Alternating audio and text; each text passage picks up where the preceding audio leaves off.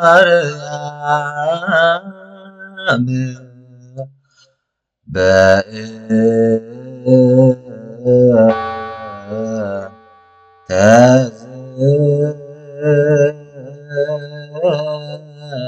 ተዘናበ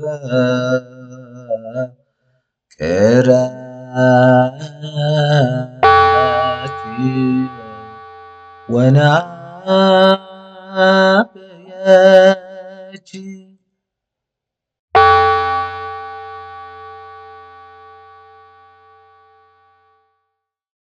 በስመ አብ ወወልድ ወመንፈስ ቅዱስ አሐዱ አምላክ አሜን። ብክርስቶስ ፍቁራት ንሎም ሓንቲ ሕቶ ክሓተኩም ደልየለኹ እቲ ዝዓበየ ሕማምካ ኣብ ኣካላትካ እንተሃሊኸ ኣብ ነፍስኻ ግና ብእግርኻ ትኸይድ እንትኾንካ ግን ብመንፈስ ስንኩል እንትኾንካ ኸ ምስትንፋስ ግን ብመንፈስ ህይወት ዘይብሉ ኣብ ዓለም ብህይወት ግን ብውሽጡ ብሓጢኣት ዝቆሰለ ኣብ ናይ ሎሚ ወንጌል ኣብ ዮሃንስ ምዕራፍ 5 ን38 ዓመት ዝለመሰ ሰብኣይ ንርኢ። 38 ዓመት ምጽባይ፣ 38 ዓመት መከራ፣ 38 ዓመት ብዘይ ተስፋ ጎይታናን ኣምላኽናን መድሓኒናን ኢየሱስ ክርስቶስ ምስ ረኣያ ድማ ሓንቲ ሕቶ እያ ሓቲትዎ። ክትሓውዶ ትደሊ ኢኻ? ሎሚ ክርስቶስ እውን ተመሳሰሉ ሕቶ እዩ ዝሓተካ ዘሎ። ብዛዕባ ኣካላትካ ኣይኮነን፣ ብዛዕባ ነፍስኻ እዩ። ንሎሚ ድማ ሓጢኣት ከመይ ገይሩ ሕማም ከም ዝኸውን ክንፈልጥ ኢና። ክርስቶስ ከመይ ገይሩ መለኮታዊ ሓኪም ከም ዝኸውን እውን ከምኡውን ነፍስኻ ክሳብ ክንደይ ቆሲላ ብዘየገድስ ከም ብሓድሽ ክንትስእ ከም እትኽእል ክንዛረብ ኢና። ምሳይ ጽናሕ። ምክንያቱ እዚ መልእኽቲ ንህይወትካ ንዘለዓለም ክፍውስ ይኽእል እዩ። ወንጌል ዮሃንስ ምዕራፍ 5 ካብ ፍቕዲ 1 ክሳብ 25 ዘሎ ናይ ዕለቱ ምስባክ ድማ መዝሙር ዳዊት ምዕራፍ 4 ፍቕዲ 3 ሕማምን ሓጢኣትን ፈውሲ ሓይሊ ክርስቶስን ክንርኢና። ፍቁራት እሙናት ክርስቶስ ሎሚ ቅድስ ቤተ ክርስቲያን ናብ ናይ ሓዘንን ተስፋን ቦታ ቤተ ሳይዳ ዝበሃል ቦታ ተብፅሕና። ቤተ ሳይዳ ማለት ቤት ምሕረት ማለት እዩ። ቤተ መንግስቲ ይኮነን፣ ናይ ነገስታት ቦታ ይኮነን፣ ናይ መከራ ቦታ እዩ። ብሕሙማትን ብዕውራትን ብሓንካሳትን ልሙሳትን ዝመልአ ቦታ። ቅዱስ ዮሃንስ ከምዚ ይብለና ወንጌል ዮሃንስ ምዕራፍ 5 ፍቕዲ 3 ኣብዚኣቶም ዕውራት፣ ሓንካሳት፣ ልሙሳት ምንቅስቓስ ማይ ዝጽበዩ ብዙሓት ሕሙማት ደቂሶም ነበሩ ይብል። እዚ ታሪኻዊ ቦታ ጥራይ ኣይኮነን፣ ምስሊ ሰብኣውነት በዓል እዩ። ነፍስና ብሓጢኣት ምስ ተጎድአት ምስሊ እያ። ሓጢኣት ጌጋ ጥራይ ኣይኮነን፣ ሓጢኣት ሕማም እዩ። ቤተ ክርስቲያን ንክርስቶስ መምህር ጥራይ ትብሎን እያ። ቤተ ክርስቲያን ሓኪም ኢላ እያ ትጽውዖ። ምክንያቱ ሓጢኣት በደል ጥራይ ኣይኮነን፣ ሕማም እዩ። ነቲ ድሌት የዳኽሞ፣ ንኣእምሮ ይዕውሮ፣ ንነፍሲ የሸምግላ። ሎሚ ድማ ን38 ዓመት ዝሓመመ ሰብኣይ ንርኢ ኣለና። 38 ዓመት ኣብ መከራ፣ 38 ዓመት ኣብ ምጽባይ፣ 38 ዓመት ብዘይ ፈውሲ፣ ንብዙሕ ዓመታት ብሓጢኣት ዝቆሰለ ነፍሲ ወከፍ ነፍሲ ይውክል። ገሊኦም ብሕርቃን ልሙሳት ኮይኖም ኣለዉ። ገሊኦም ብወልፊ፣ ገሊኦም ብተስፋ ምቑራጽ፣ ገሊኦም ብርስሓት፣ ገሊኡ ብመንፈሳዊ ስንፍና እዩ። ክለዓሊ ይደልዮም ግን ኣይክእሉን እዮም። ብእግሮም ክኸዱ ይደልዩ ግን ሓይሊ የብሎምን። እቲ ዝዓበየ ቃል ድማ ሰብ የብለይን ዝብል እዩ። ጎይታናን ኣምላኽናን መድሓኒናን ኢየሱስ ክርስቶስ ምስ ሓተቶ ኣብ ወንጌል ዮሃንስ ምዕራፍ 5 ፍቕዲ 6 ዘሎ ክትሓውዶ ትደሊ ኢኻ ዝብል እዩ። እቲ ሰብኣይ ድማ ልቢ ሰብ ዝሰብር ነገር መለሰ። ጎይታይ ናብቲ ቐላይ ዘእትወኒ ሰብ የብለይን ኣብ ዝንሓዞ ኣብ ፍቕዲ 7 ዘሎ ሰብ የብለይን ዝብል እዩ። እዚ ኣውያት ናይቲ ዝወደቐ ዘርኢ ወዲ ሰብ እዩ። ኣዳም ካብ ዝወድቕ ጀሚሩ ወዲ ሰብ ከም ዝኽብል ጸኒሑ ዘድሕነኒ ሰብ የብለይን፣ ዝፍውሰኒ ሰብ የብለይን፣ ዝመልሰኒ ሰብ የብለይን። ነቢያት ሙሉእ ብምሉእ ክፍውስና ኣይከኣሉን። ሕጊ ሙሉእ ብምሉእ ክፍውሰና ኣይከኣለን። መላእኽቲ ሙሉእ ብምሉእ ክፍውስና ኣይከኣሉን። ወዲ ሰብ ሓደ ሰብ ይጽበ ነበረ።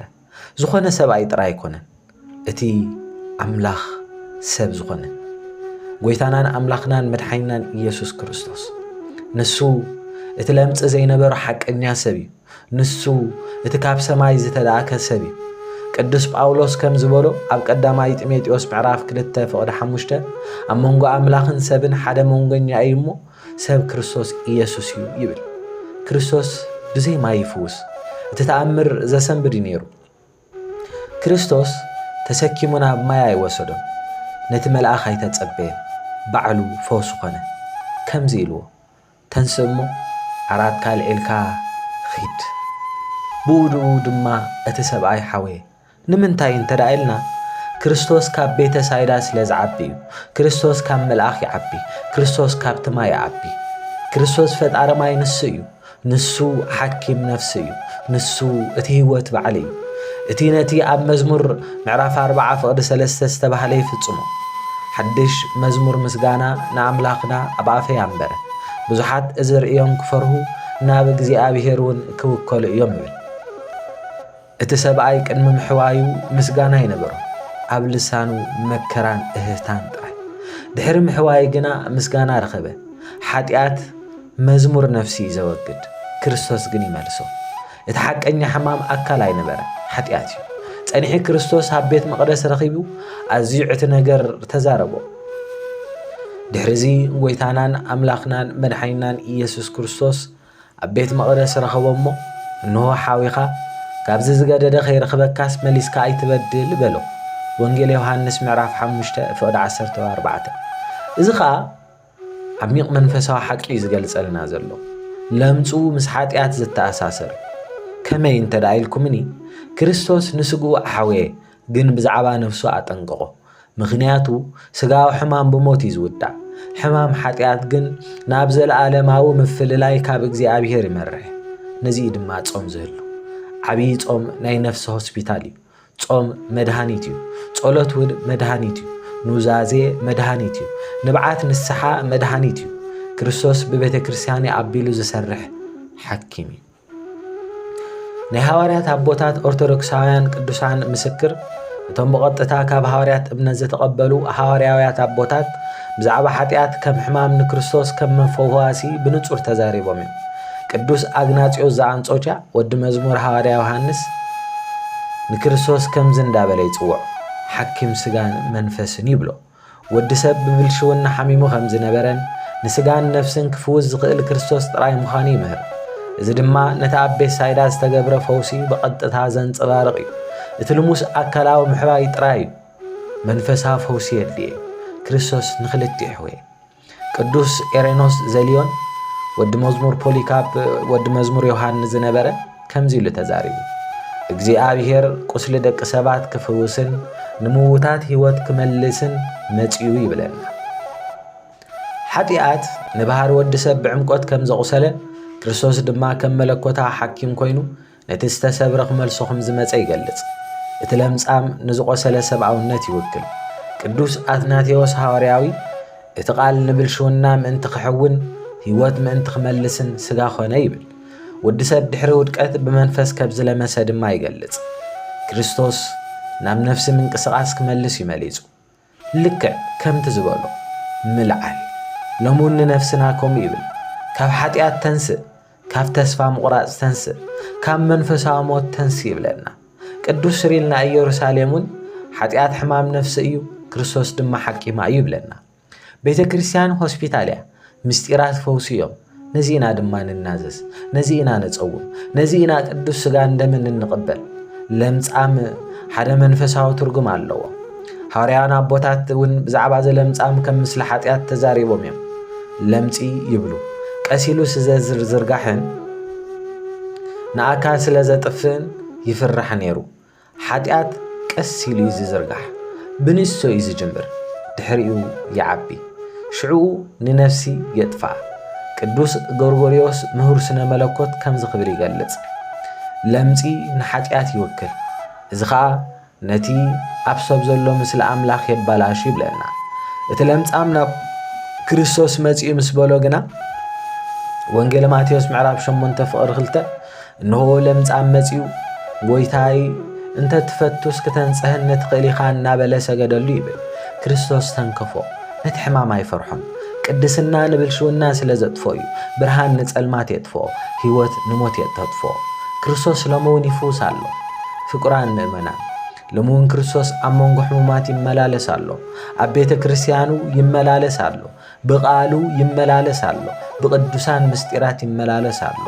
ንስውን ተመሳሳሊ ሕቶ እዩ ዝሓተካ ዘሎ ክትሓውዶ ትደሊኻ ሓፍቴ ክትሓዊዶ ትደሊኺ ኩሉ ሰብ ፈውሲ ይደልኒ ገሊኦም ኣብ ሓጢኣት ምቹኣት ኮይኖም ኣለዉ ገሊኦም ኣብ መንፈሳዊ ለምጻም ለሚዶም እዮም ሎሚ ግና ክርስቶስ ከምዚ ይብል ካብ ወልፊ ተንስእ ካብ ሓጢኣት ተንስእ ካብ ተስፋ ምቑራጽ ተንስእ ካብ መንፈሳዊ ሞት ተንስእ ምኽንያቱ ንሱ ክኹንነካ ስለ ዘይመጸ ክፍውሰካ ይመጽ እዩ ከምታ ኣብ ወንጌል ዮሃንስ ምዕራፍ 5 ፍቕዲ 25 ዝበሎ እቶም ምዉታት ድምፂ ወዲ ኣምላኽ ዝሰምዑላ ሰዓት ትመጽእ ንሳ ኸዓ ሕጂ እያ እቶም ዝሰምዕዎ ድማ ህያዋን ክኾኑ እዮም ኢለ ብሓቂ እብለኩም ኣለኹ ብለና ብመንፈስ ሞይትካ ትኸውን ኢኻ ድምፂ ግን ከተንስአካ እዩ ቤት ምሕረት ኣብዝሎ ቤት ሳይዳ ማለት ቤት ምሕረት ማለት እዩ ሎሚ ቤተ ክርስቲያን ቤተ ሳይዳ እያ ክርስቶስ ኣብዝሎ ክሓዊ ድልው እዩ ድሕሪ 38 ዓመት ኣይኮነን ጽባሕ ኣይኮነን ሎም መዓንቲ እንተተነሲሕካ ሎም እንተተመሊስኩም ኢድካ እንተሂብካ ንነፍስኻ ክብለካ እዩ ዓራት ካልዕል ብእግርኻ ድማ ተጓዓዝ ሓድሽ መዝሙር ኣብ ኣፍካ ክእትወልካ እዩ ናይ ምስጋና መዝሙር እዩ ናይ ዓወት መዝሙር ናይ ድሕነት መዝሙር ኦ ጎይታናን ኣምላኽናን መድኃኒናን ኢየሱስ ክርስቶስ ንስኻ ተሓቀኛ ሓኪም ነፍስናን ኣካላትካን ኢኻ ንስኻ ኣብ ቤተ ሳይዳ ንዝለመሰ ዝሕወኻ ሎሚ ራእየና ብሓጢኣት ተጐዲእና ኣለና ብበደልና ንደክም ኢና ብፍትወትና ለምጻማት ኮይንና ኣለና ብዙሕ ጊዜ ክንትስእ እንደሊ ኢና ግናኸ ሓይሊ የብልና ብዙሕ ጊዜ ብእግርና ክንከይድ ንደሊ ኢና ግናኸ እንደገና ንወድቕ ንስኻ ግና ኦ ጎይታ ምሕረት መሊእካ ኢኻ ከምቲ ንልሙስ ዝተዛረብካዮ ሕጂ ንነፍስና ተዛረብ ካብ ለምጻም ሓጢኣት ኣንተንሳኣና ካብ ድቃስ መንፈሳዊ ሞት ኣተንሳኣና ካብ ጸልማት ዝዓለም ኣተንሳኣና ንልብና ካብ ቁጥዐ ፈውሶ ንኣእምሮና ካብ ርስሓት ፈውሶ ንነፍስና ካብ ተስፋ ምቑራጽ ፈውሳ ኩሉ ሕቡእ ሕማም ሓጢኣት ካባና ኣወግድ ኦ ጎይታ ኣብዚ ቅዱስ ጾም ብጾምካ አንጻሐና ብጸሎት ኣጽንዓና ብንስሓ ጽርየና ኣብ መዝሙር ከም ዝተጻሕፈ ሓድሽ መዝሙር ኣብ ኣፍና ኣትወና ናይ ምስጋና መዝሙር ናይ ድሕነት መዝሙር ናይ ዓወት መዝሙር ብንጽህና ኣብ ቅድሚኻ ደው ክንብል ብቑዓት ግበረና ምድራዊ ህይወት ምስ ተዛዘመ ድማ ህይወት ዝህብ ድምፅኻ ክንሰምዕ ፍቐደልና ኣቱም ናይ ኣቦይ ብሩኻት እናባይንዑ ዝብል ኣብ መንግስታዊ መንግስትኻ ሰማያዊ መንግስትኻ ድማ ዘለዓለማዊ ዕረፍቲ ሃበና ብጸሎት ቅድስት ድንግል ማርያም ብጸሎት ሐዋርያት ኣቢልካ ከምኡውን ብጸሎት ቅዱሳን ኣቦታት ከም በዓል ቅዱስ ኣግናጤዎስ ዘአንጾኪያን ቅዱስ አትናቴዎስ ዘእስክንድርያን ኣድሕነና መሐረና መሐረን ርህራሄን ዝመልኦ ኢኻ እሞ ክብሪ ንዘለዓለም ንዓኻ ይኹን አሜን። ስብሐት ለእግዚአብሔር ወለወላዲቱ ድንግል ወለመስቀሉ ክቡር አሜን። ኦ ማርያም